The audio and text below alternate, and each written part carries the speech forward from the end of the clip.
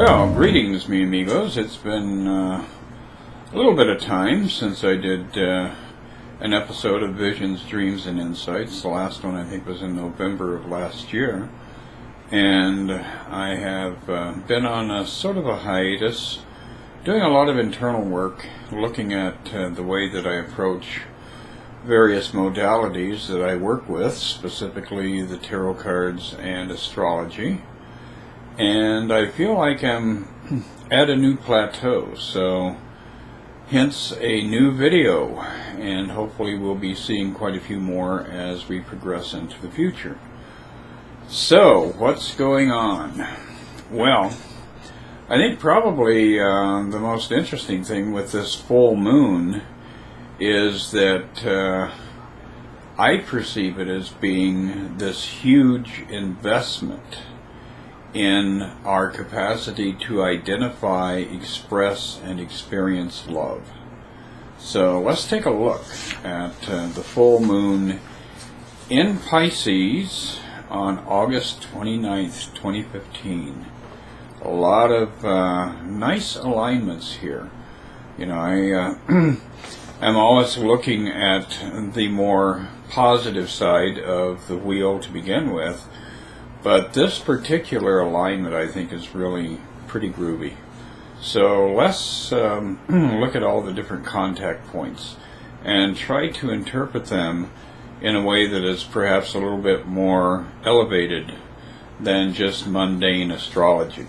And really, astrology should not be used as a method of fight or flight. It should be a indicator as to what the possibilities are and what you should aspire to evolve toward. So, with this particular configuration, we have got the Sun at right at 6 degrees of Virgo, with a nice friendly association there with Jupiter at 3 degrees of Virgo. So right off the bat, we're getting that warm, fuzzy Jupiterian kind of energy going. And Jupiter likes to expand. It likes to see the bigger picture. So if we're going to try to tag Jupiter, especially in this instance, we could say Jupiter would be the presence of God, the presence of the most expanded and perfect potentiality that lies in the heavens. The Sun, of course, is the life force, and as we all know, God is life itself. You remove God from the equation and you don't have life.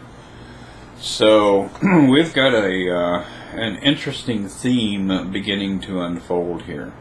So we've got Jupiter conjunct the Sun in Virgo at that 3 and 6 degree point.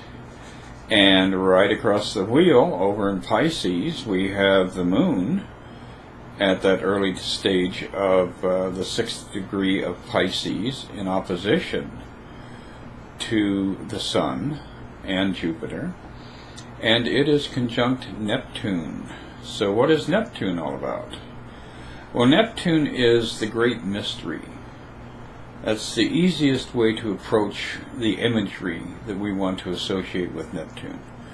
In other words, there are abstract realms. There are places that our rational mind simply can't go.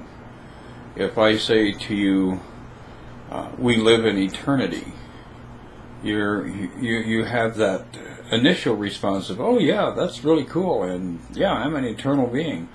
But your mind really can't get it, because we are so contained. We have our bodies. That's a little container. We have the planet Earth, another container. We have our homes, another container. So we live in a realm that's boxed in.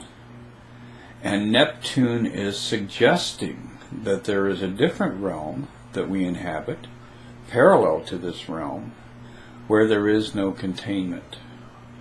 And within that, everything that exists within us. We, the collective. We, the expression of the divine. So looking at Neptune from that angle and seeing it as that abstract, totally unified, eternally perfect vision of God, we have that planet married with the moon in Pisces. And of course Pisces is ruled by Neptune, so we're really amping up the Neptunian vibration. So we've got, this nice polarization going on. Now, a lot of astrologers, a lot of pundits will tell you, oh, oppositions are extremes. You can't, you can't resolve this. It is a process that is irreconcilable. Well, I take a different stand on that. When we look at a coin, every coin that we pick up has got two sides, heads and tails. And what happens in the creation of the coin? These two impressions are eternally created in a union with each other. And that's what I see as oppositions in the wheel. So right now we're going to look at this opposition as two sides of the coin. And it's one coin. And that's what we're all aspiring to, is oneness. That is the law of the universe. There is only one. It's one organism. It is one self. It is one us. It is one God. It is one dawn and one dusk. And it's all in that oneness, which has a lot of different facets, a lot of different facades, that we find a deeper understanding of what the heavens are seeking to impart to us. So with this interaction of the Sun and Jupiter causing us to expand in our godliness, causing us to try and move forward in that state of divine love, and the Moon conjunct Neptune also causing us to lose our limitations, to lose our sense of self, if even for a minute or two every day, and contemplate infinitude, contemplate that abstract reality wherein we dwell in a state of ecstatic bliss in divine love. So this to me is the full moon of the awakening of the nature of God itself, the divine love, and how we are intimately connected to that process. Going a little bit further with this particular full moon, we want to look over in that direction of Leo. I love Leo. Leo is le coeur de lion, the heart of the lion, the vibration of the pulse, and that ecstasy of life, of living in that ecstatic moment at all times. And what's happening in Leo? Well, we've got Mars and Venus doing the happy dance here at about 15 and 13 degrees respectively. And that to me is a beautiful expression of unification. Am I a man? Am I a woman? Am I a this? Am I a that? Just be quiet and experience yourself for a second. And as you go very deeply into that sense of self, you'll discover that the whole concept of male and female, black and white, all of the duality starts to fade and it starts to merge. And that's what we're seeing expressed to us by this planetary interplay.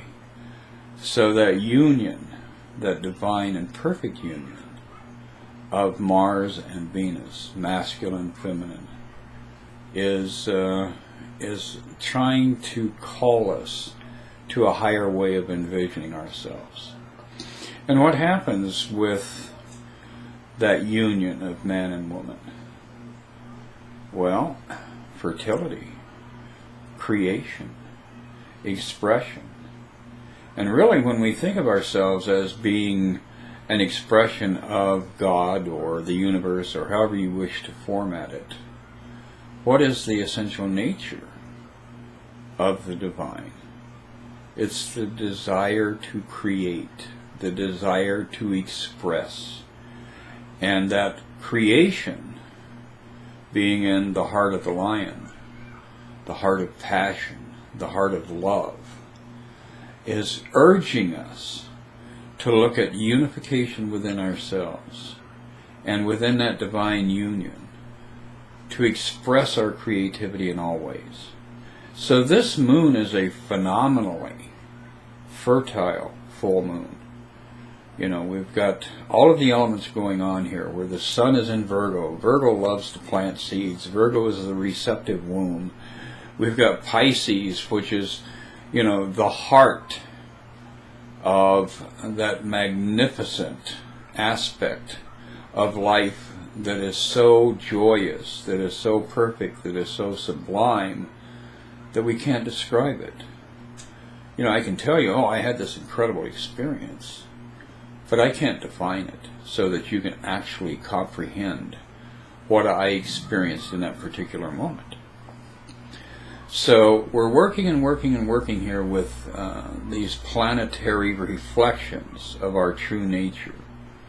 And this particular full moon is trying to cause us to look upward, and in that realization of what upward consists of, it becomes an inward observation, an inward meditation, an inward awakening. So this is a significant full moon passage. It has the potential, if you really grab it and run with it, flow with it, you see it as the tide. And as we're flowing from this full moon in Pisces to the next new moon, which will be happening in Libra,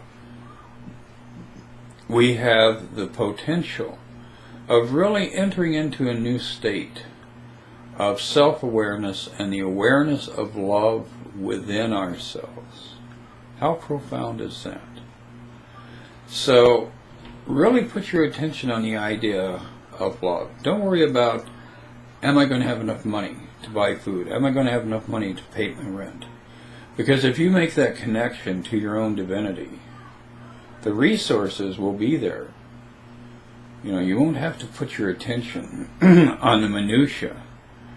The whole point is put your attention on the core essence of life itself. And that is what will provide for you. You know, Mary Baker Eddy, who was the founder of Christian Science, said there is no human need that God does not fulfill. So if we really put our attention on identifying with God and associating ourselves with God and opening ourselves up to that contact, to that awareness of the presence and the activity of God within us, then the problems are all solved. Because basically in life, all problems stem from one core element, our imagined separation from God. And so as we're seeing the moon and the sun appear to be extremely separate from one another, there is this clarion call across the universe that there is no separation, there's only one reality here. And all of the components, all of the elements that we're seeing in the chart are fused into that one perfect abstract union. Now, a few other things with this current passage. We do have an interesting thing going on with Mercury, which is just entered the sign of Libra, and it is exactly conjunct the nodes. What does that mean? Well, Mercury is the great communicator. Mercury is the voice that either expresses the mundane, which is our personal ego, or it expresses the divine, which is our higher self, being allowed to communicate through this physical vehicle. And the nodes are very, very significant because they give us a sense of what the past really is all about, what the karma, the connection of all of these previous lifetimes and all of the potential lifetimes to come is really all about. And one of the things you can do is look at that north node, the bucket that is flowing out. It's sitting upside down. What is that telling you? It's telling you that all of this is flowing into that vast ocean of nothingness. And all of our past lives and all of our future lives may be fascinating to contemplate or to examine or to attempt to re-experience, but ultimately we live in this present moment right here. And so our nodes are trying to express to us through the great communicator Mercury that you need to step into this moment and try to stay present in this moment as often as possible. Other than that, the heavens seem to be somewhat in harmony here. We've got one minor little squiggle going on with Saturn. It's moving in toward that 29th degree of Scorpio, and as it does so, it will clean up all of the busyness from the last 27 years of where it's placed in your chart. As it advances into Sagittarius, it's going to start a whole new cycle of learning, because Saturn is a great teacher. So you are right on the threshold of stepping into a new cycle of life experience, and what is being presented to you is the opportunity to learn to respond to life in new ways. And of course, Sagittarius is all about higher education, the journey, the adventure, travel, and it does have some Aquarian aspects to it. It's the collective. What are we all doing? How are we all doing? How can we help each other? How can we heal each other? Sagittarius is bringing a little bit of passion into that realm of our lives. So Saturn is going to spend 2.5 years moving around in Sagittarius, and it's going to be opening doors for self-awareness for us as to how we're treating humankind, because the way we treat humankind is the way we treat ourselves. An interesting proposition. So there can be some amazing experiences on the horizon for you personally if you start looking up into the heavens and recognizing your connectivity to all of this. Every minuscule aspect of creation is going on within you. It's an organic process, and it is endless. It is beyond our comprehension as to how vast it is. So get out there and swirl around and twirl around and have fun and dance in the moonlight, and flow in that direction of seeking to respond to the call of love. Because in this world, there are only two calls. There are only two types of communication. There is a call of love, the summons for union, and there is a call for love. And those are the ones who show up in our lives that can be challenging for us. And we have to learn how to forgive and to respond to them in a loving way. So, it is going to be a fantastic week, and within the next 7 to 10 days we'll have another dialogue here about this heavenly dance that we are participating in, whether we're aware of it or not. So I will speak to you as the sun and moon continue to progress forward in the heavens. Get out there, share the love, pass the love around, and we'll be chatting again soon.